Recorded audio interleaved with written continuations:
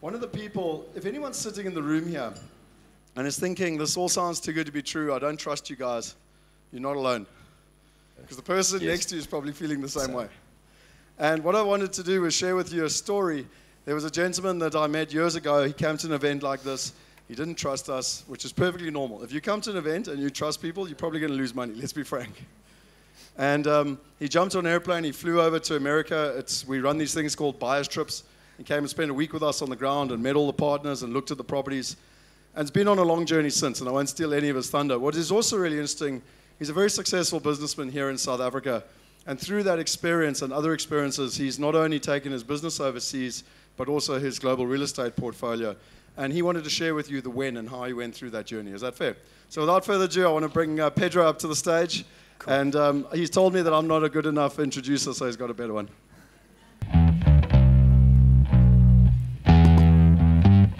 Come on, got to get everybody up. Come on, get up. Let's see those hands.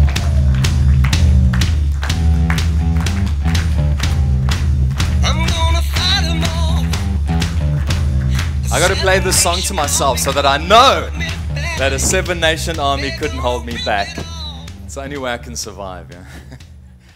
So, my discussion's going to be, what does communication have to do with real estate, actually? So just a quick question. How many of us have got real estate other than our own in the room? A few of us, good. All right, fantastic. Did your friend leave? Chap that was asking quite a lot of questions. I'm so upset he left. Okay. I wanted to see if he had real estate.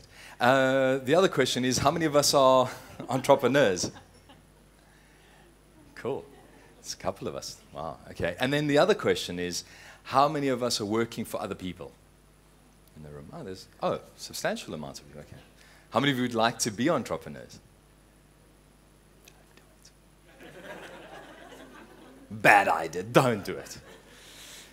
Anyway, so actually I can pick on somebody today, which I like to do. So I started in '99, which was interesting.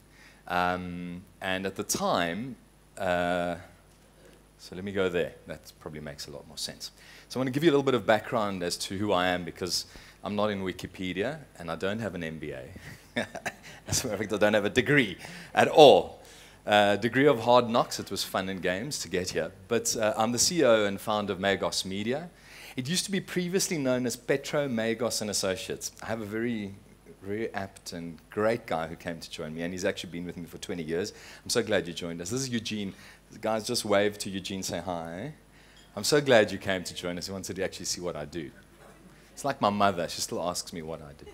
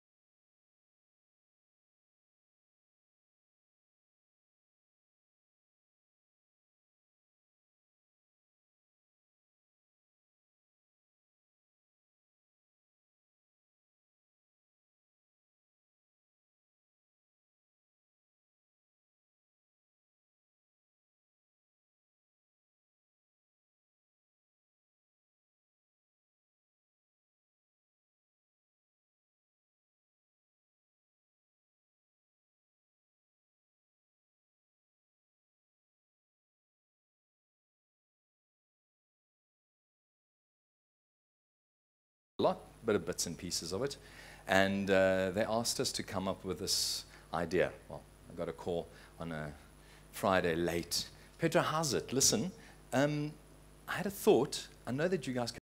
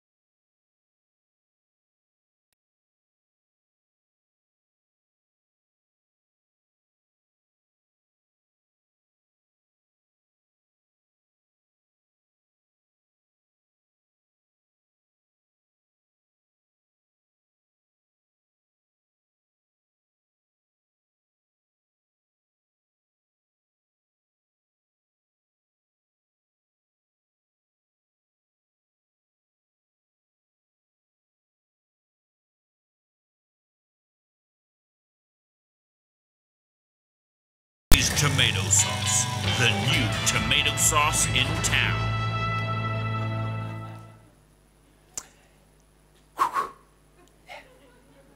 Pretty cool, though, not too bad. They thought it was amazing. Got everybody excited, so I'm really glad it worked. So let me take you back in time. So 2004, we lost, or should I say, I lost one of my biggest clients. 30% off my bottom line. Gone. 30% income. Now, I know for those of you entrepreneurs, you know what that means. Panic. Okay, at the time, I can laugh now, it wasn't very funny. It was really not very funny. So, I'm not very good at following the crowds. I am the black sheep of the family. So, I kind of sat down and thought, what would everybody else do? What would the average person do without this money? And I thought, well, most people sort of stick their head in the ground and cry. Could do that. Instead, I packed my bags and went to Vegas. Okay, on a credit card, but, I went to Vegas. So we were very involved at the time in the gaming industry. Gaming industry was a very strong part of our business. It was most of our clients. It was the industry we were really focused in. So I said, well, let's go and check out what's bigger and better. I mean, you can't get bigger than Vegas, right? Let's go check out Vegas. Let's see what they do. Let's go and find out a little bit more about this amazing place called Vegas. So I did that. It's interesting. But what I did find out and what I did learn while I was in Vegas for 2 weeks was that it isn't always bigger and better everywhere else. And that actually we are quite smart in South Africa. And in actual fact, we were doing some amazing stuff here. But maybe we weren't focused enough. So after coming back, I looked at what we were going to do. What game were we playing in? Where were we? What were we actually doing? It was very important because I was young, I was in my early 30s. Didn't really think these things through. You kind of jump in and you go. And then I had to kind of take a few steps back and say, hang on a second. What are we actually playing in? What are we actually doing? So I looked at the industries that were making money because I knew that once we got involved in whatever we're going to do next, the next step had to make sure that I'm not going to lose my 30% ever again and that it was going to be a big enough industry for us to be able to really make some money, to be able to really make a difference, make changes, and have a really substantial and decent business. So some of the big things were banking. It was the biggest industry. Funny enough, I was looking at Fortune 500. Did you know that the top 10, 12 companies, 95% of them, banking. Amazing.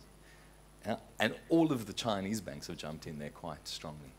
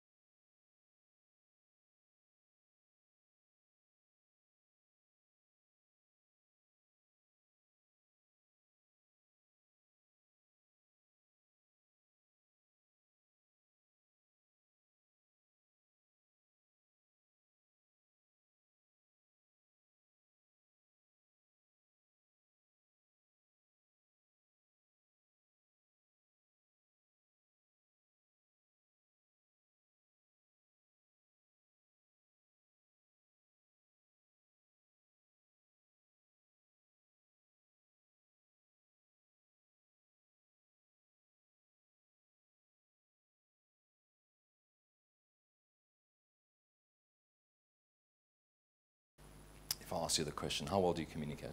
Communicate well? Yes, no? Yeah? The gentleman? Yeah. Okay, this is, I know that you guys are wanting to take this all in, but this is where you get to participate with me, okay? I'm the kind of oak that likes to get you involved. So, I need to get 8 people in the line here to help me out with this. Anybody going to offer their services? Oh, there we go. That's what I like to see. So you come up. There we go. Let me get some ladies involved. I don't want all the gents. So you can come up as well. Come join us. Are you going to come join me, sir? Thank you. Come on up. Come. You know, you sat on the edge. You're going to come in. Are you going to join us, sir? Come up. This gentleman over here with the glass. Let me see. 2, 4. I need at least 6. There we go. 8. And you too, sir. Come. So pick on anybody in the back. I've got to get one of the Wealth Migrate guys involved. No. Come on up. Don't be shy. Come on up. Give him a round of applause. He's being shy.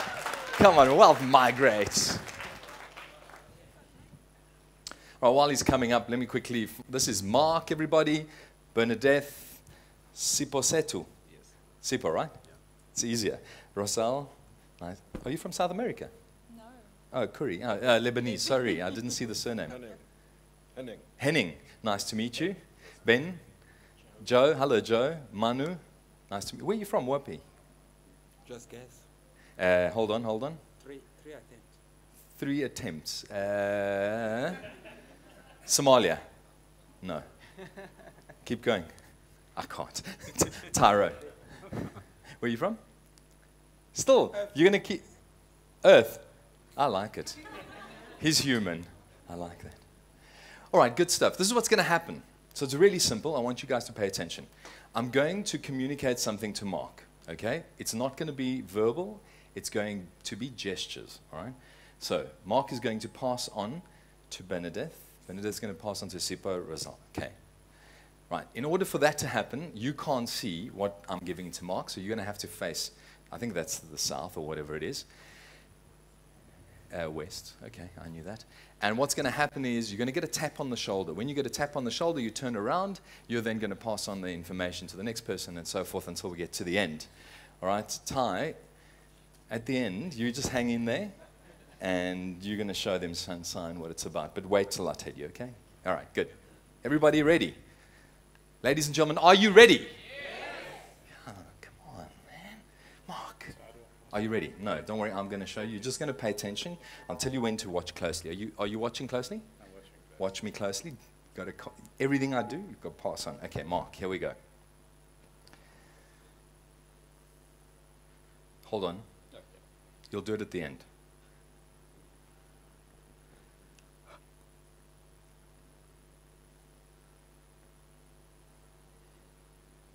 Go on.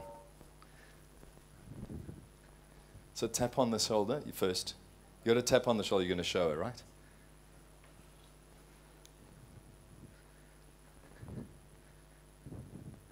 Not real.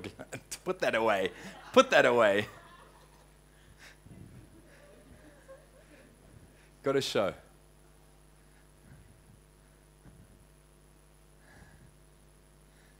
Don't worry. Just whatever you saw, you pass on. Sipo.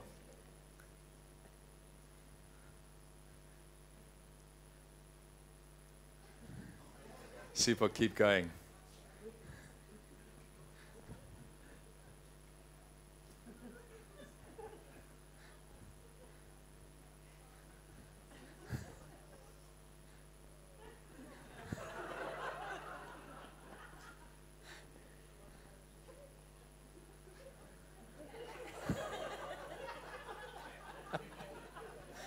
You could just gesture, whatever you saw. Don't worry, just keep going.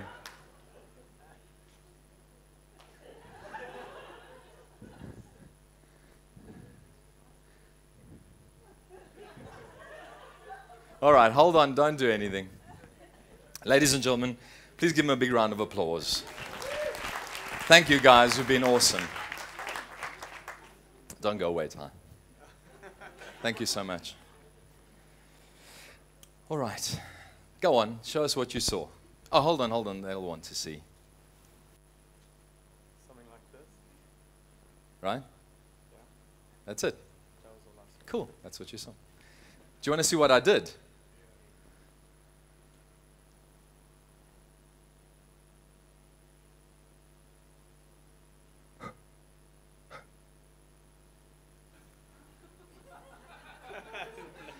Got to put that on an email.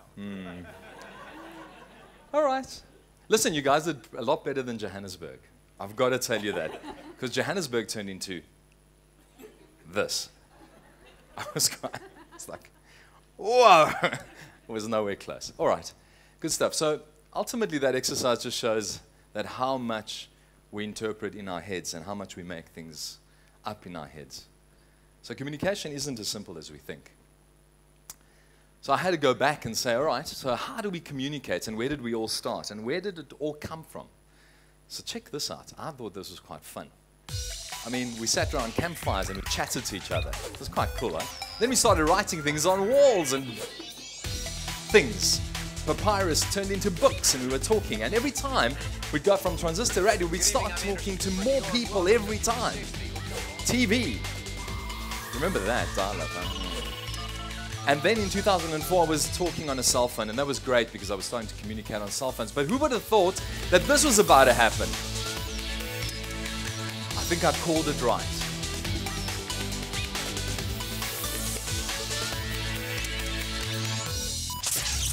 It all turned into digital.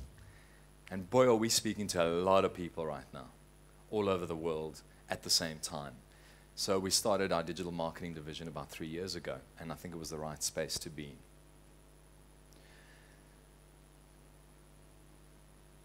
But there is a little bit of a warning to this, isn't there? We're going to have to pay for our privacy in future, because it is coming. We definitely are sharing more information than we'd like. Did anybody see the Fox News thing, the little clip? I didn't get a chance to put it on. A couple of days ago that's been doing its rounds. It was a guy who had 2 cell phones, pulled out the SIM card, switched one off, kept the other one on, not connected to any network, ran around the UK for a day, or London, and then came in and plugged it into a Wi-Fi, and then did a cut through to see what was being transmitted to Google. Did anybody see that? Go check it out, look it up, Fox, Google, I don't know, you'll find it.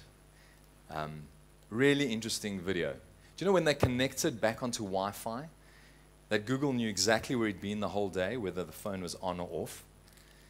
The phone that was off obviously couldn't pick up signals everywhere, so what it did was it was guessing wherever it could where he'd been, and it was actually 95% accurate. So, interesting times. So I really believe that the future is going to be privacy, and we're going to pay for it. And also, whoever comes up with a concept to do that, it's going to be good, make a lot of money.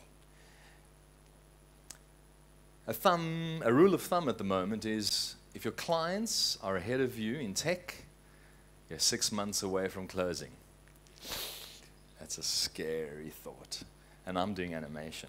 Whoa, that's so scary. But it's true. And you've got to be aware of it. You've got to know that times are going quickly. And how quickly is it moving? Anybody read Bold, by any chance? I've got to say thanks to Scott, actually, because he gave me one of the first copies that came out. Thank you, Scott. I do love that book. Phenomenal book written by, hey, it's where I come from, Greece. A guy called Peter Diamandis, who's actually an American Greek. He runs, I think, Singularity University, right? And he was doing a bit of research around what happens to the industrial companies, where we're going, and what's transpired. And he used Kodak as an example. Did you know that he's expecting over the next 10 years, in other words, by 2025, 40% of the Fortune 500 companies will not exist?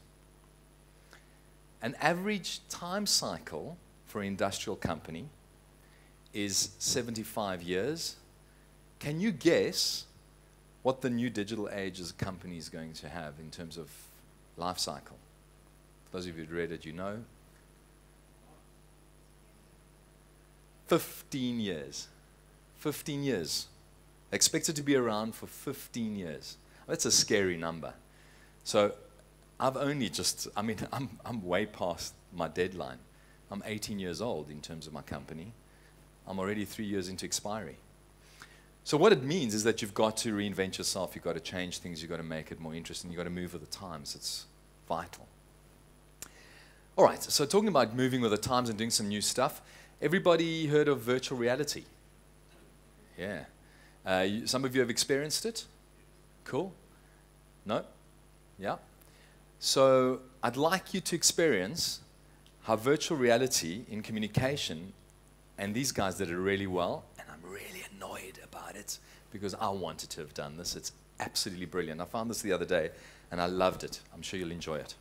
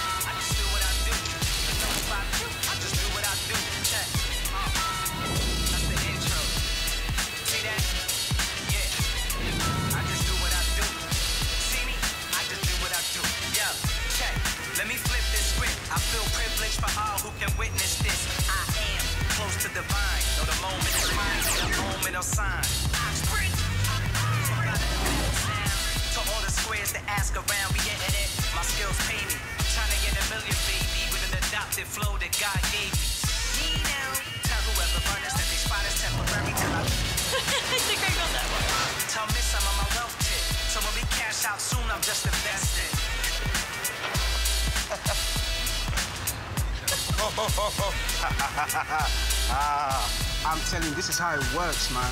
There's a little camera right here.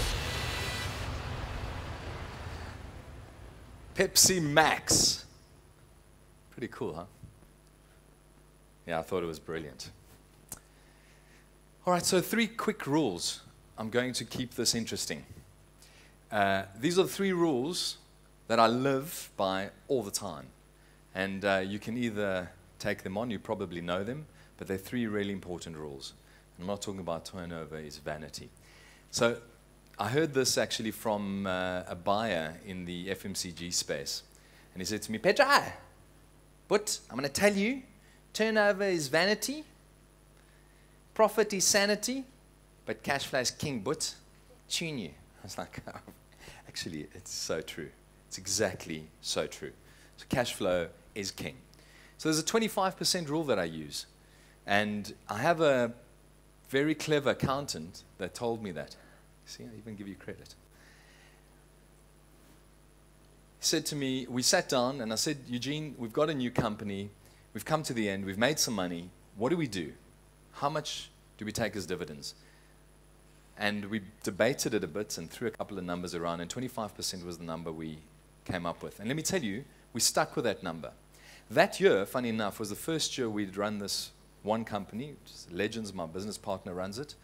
And she actually resigned. She's a millennial. Surprise. She resigned. She wanted to leave. She's like, all this work, 25%.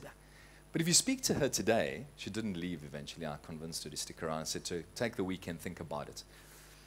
She'll tell you that it was the best decision she ever made, the best decision we made as a business. And because of it, we own property in Atlanta, I guess through who, and we're getting rental every month. You know, we bought a place for $140,000 US. We get $1,500 rental every month, and it makes us money. I got to tell you, a company I didn't invest with, a different company I invested with, different company I went with before I met Wealth Migrate. That's why I kind of like the flag and I hold it quite high. Was I bought a place in Detroit. Before that, I was already exposed. That's why I thought, this is easy. I can come and do more of this stuff. And let me tell you, Brendan at the time and Scott said to me, you did what? I said, Detroit, brother, 18% returns. It's ridiculous. He said to me, yeah, okay, good luck with that, huh? They were right. I've got a destroyed property. It's sitting in Detroit. I don't even want to look at it. I have to go and fix it. I get it off my hand. I don't know what to do with it. I really don't know what to do with it. So, yeah, partners on the ground are really important. I learned that lesson very, very quickly. Anyway, so that's my 25% rule. The second rule is, who will pay for it? And since I said this 2 days ago, I see that Scott has adopted it very well. 25%, number one. Number two, who will pay for it? So I use this in my personal life. I use it in my career all the time. And, you know, I always want something. If I want something fancy, the question is, who's going to pay for it? Actually, since 2 years ago, it's actually when my wife wants something really cool, who's going to pay for it? But, because I got married 2 years ago. But when guys come to me at my office and say to me, Petro, we need this fancy schmancy animation machine that can blow things out of the ground and do amazing twirls and whatever, I say, that's fantastic. I love the idea. Who's going to pay for it? And when my operations manager comes to me and says, P, you know what? We need an animator. We're under pressure. We need somebody in the seats. I'm saying, great. Exactly. Who's going to pay for it? Fundamentally, you've got to make sure that you've got a client that's going to pay for it, or someone who's going to pay for it. Someone's got to pay for that. And in my personal life, often it was my properties. So I'll talk a little bit more about my properties a little bit after this.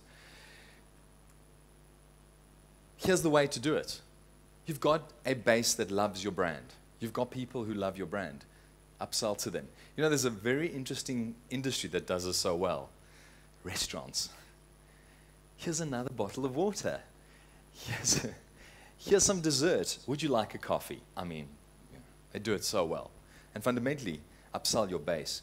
So Nedbank did a bit of research at the time when I was obviously looking at all of this and when I was kind of deciding how I was going to run it. There was a company, a small bank called Nedbank, and they'd worked out that it cost them 800 Rand about 12 years ago to get a new client on board.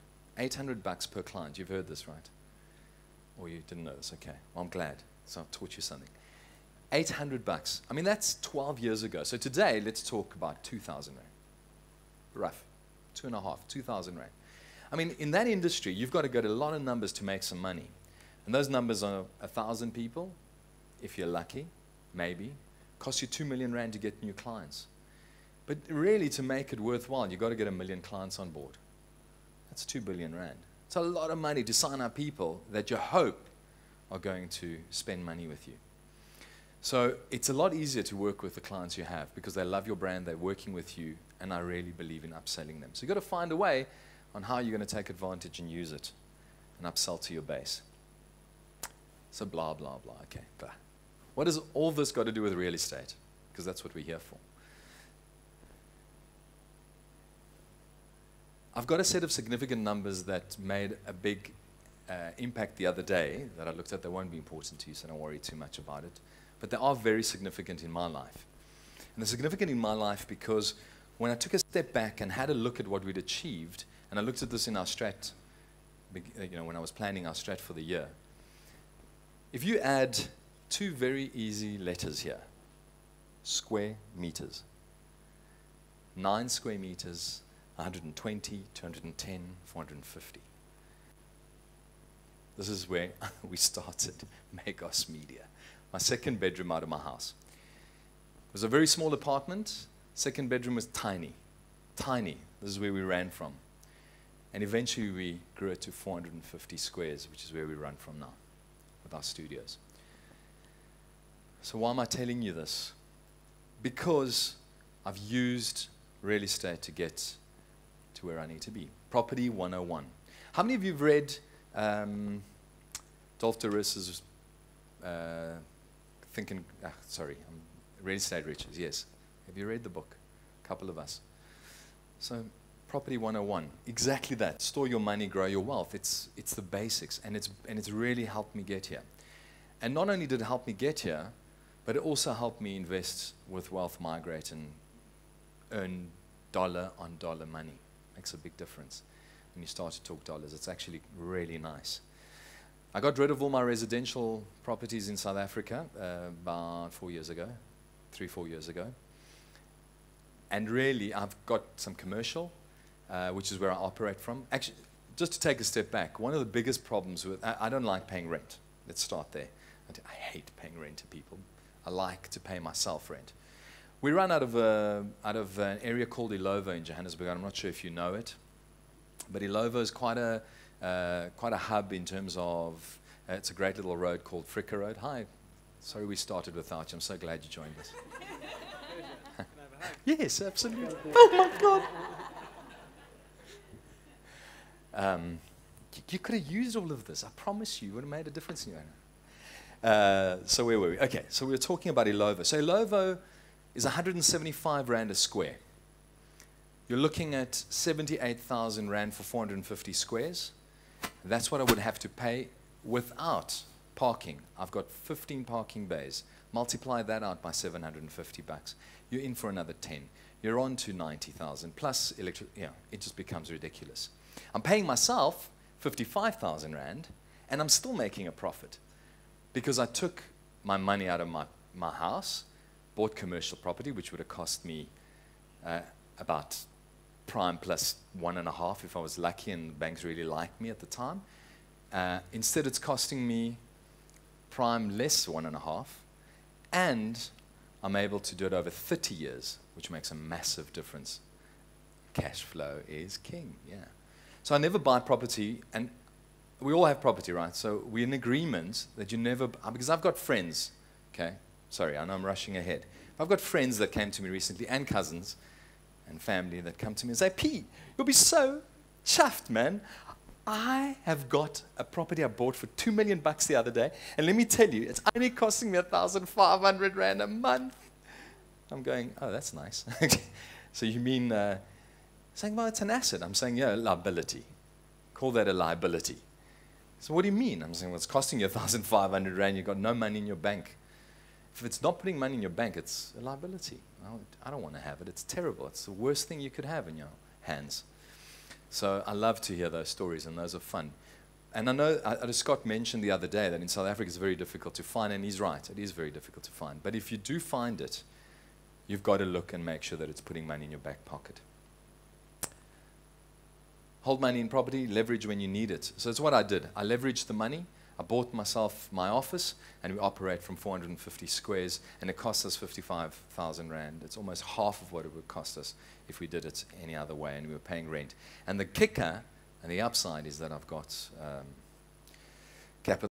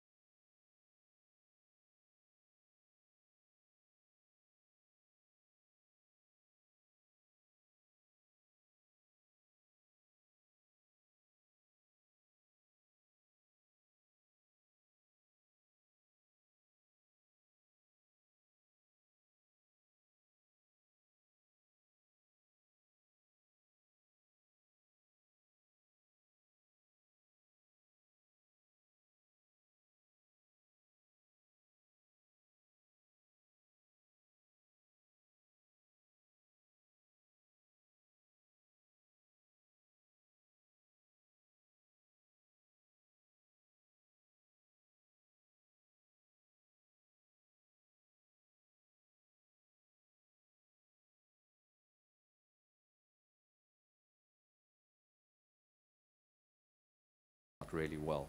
And that's why 4 years later, I've still got money in the bank in America as opposed to a destroyed home in Detroit. Well, I'm in Atlanta as opposed to Detroit that's destroyed.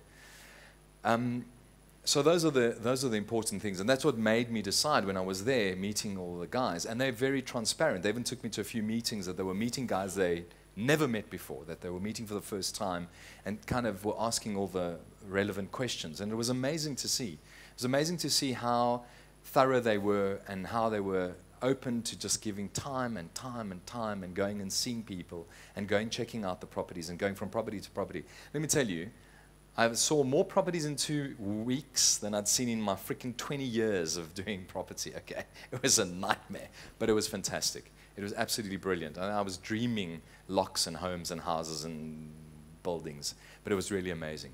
And that's part of the reason why I invested. So I can definitely say, you know, if you're in doubt, go and check it out. It's worth it, because I think it's important to get a real feel for the ground and see what it's all about. And that really brings me to the end of my prezi.